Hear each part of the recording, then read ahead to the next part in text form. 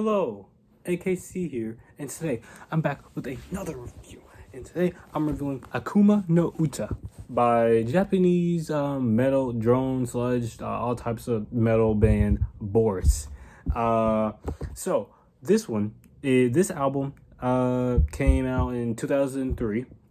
This is their fourth studio album.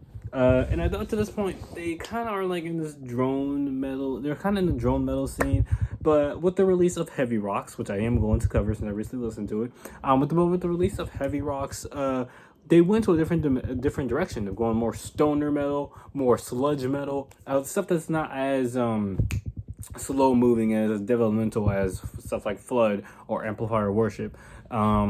This was my second album I listened to by them. My first was, if you know my other channel, my first was Feedbacker, which I adore, I love. I won't say I listen to much now, but that's because like each song is like 9 minutes and everything. So, you know, when it gets to my rotation, it's in my rotation though. It's still like an amazing album and I heavily recommend it.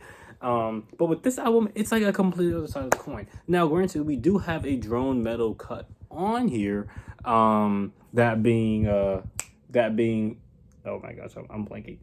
That being the introduction, being this long, drawn out, spacey type of guitar riffs, kind of backed up throughout the song, with like kind of like these ringling, kind of like bell sounds and everything, kind of giving a really ominous type of vibe. It definitely is an introduction. I think a very good one at that. Although it is like 9 minutes, although I think it can kind of drag. It kind of introduces.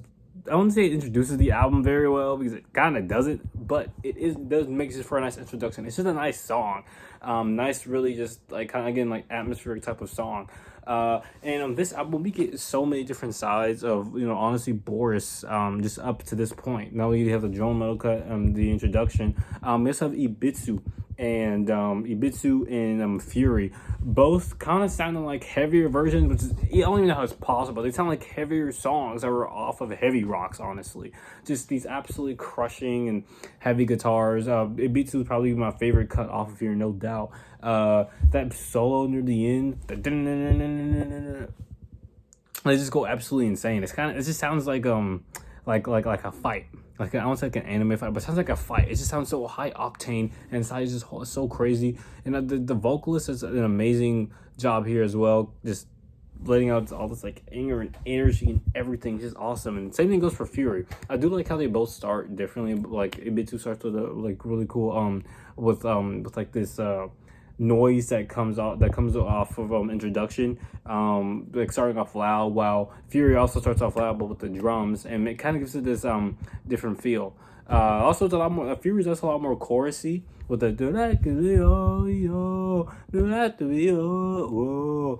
it's just a lot more catchy than Ibitsu, but Ibitsu is just the better banger. Ibitsu is just a straight up banger, just not even close.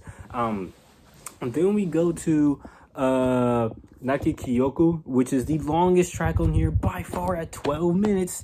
This one, I kind of have an iffy relationship on that. So first of all, I will say what I don't like about the track is that it can get kind of, I think for a Boris song, this is kind of like, I won't say rudimentary, but it's kind of, it's kind of expected. It's not generic, but it's like this is a Boris song that Boris could just do. This is just them, and I feel like they just I don't know. I like it, but I don't like it as much as I think I want to. You know what I mean? I think this has to do with like the type of melodies I hear on it. Kind of feeling, I won't say generic, but kind of not anything crazy or anything. But to be for real, that's what a lot of like melodies are here on are a little bit more, in my opinion, generic. You know, kind of like melodies that you could think of, but hey, you didn't. Why didn't you just do it if you couldn't think of it? You know what I mean? And this song just goes everywhere, from a more like calming, spaced out like guitar riffs, with a steady just incline up to like this very just crazy emotional impact, where you have like the heavy guitars along with the with the you know, like the soft rock, I guess that makes sense. Not soft rock, but like rock guitars with the metal guitars, and just the humming bass, which is throughout this whole album. The bass is like a humming bass. It like literally it goes with the rhythm on every single one. And it like gives like the like it adds to the high octane feel of a lot of these songs on here, like Ibitsu and like Furi. But in Naki Kyoku, it's way different, kind of like more setting as like a backdrop to like this story. And the way how Naki Kyoku ends as well is also just amazing as well, kind of just ascending into like this noise heaven.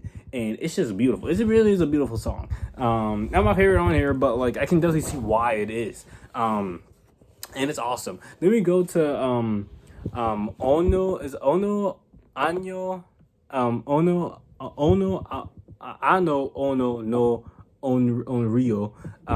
And this is the most underrated track off of here, in my opinion.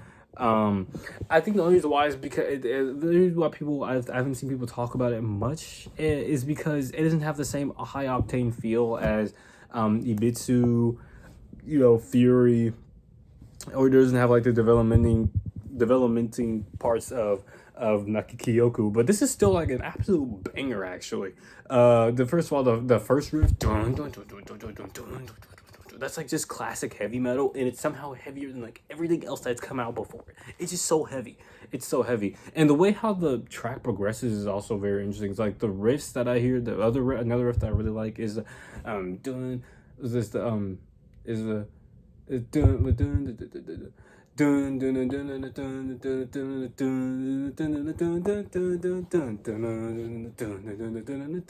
that's also a very cool riff. And again, it's not as high octane, but it gives off a way different type of vibe where it's kind of like more of like, it's like more of a groove type track. Like this one has a certain groove to it, and it's just nice to listen to.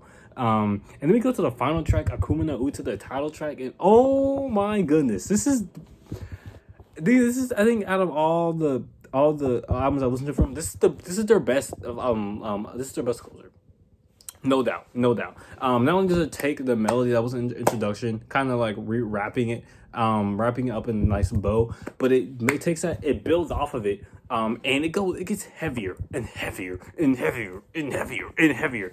By the end, the guitars are just distortion. It's just distortion. It's just distortion riffs. That's pretty much what it is. Another thing I like about this track is the way how it opens up with like this really cool like bell, like not bell, oh my gosh, this gong, like this really ominous gong sound. You're like, oh my gosh, what's gonna happen? And it makes sense why it's kind of ominous, is because the name of the album, the name of the title track is literally called Devil Song. So like, yeah, it's gonna sound ominous. And that's Akuma no Uta, an absolutely just crushingly heavy, fun, high octane, but also like moody. I was like moody, groovy type of album. I think this album is very eclectic. It has so many different styles with drone, the stoner and sludge metal. You have like post rock, but post metal as well. You also just have like regular metal cuts like Ono as well. It's just like so much fun. Like you just have so much fun listening to this. I don't know, it just makes me feel, I just get very happy listening to it. I get so impressed as well, because like wow, like how do you even do something like this?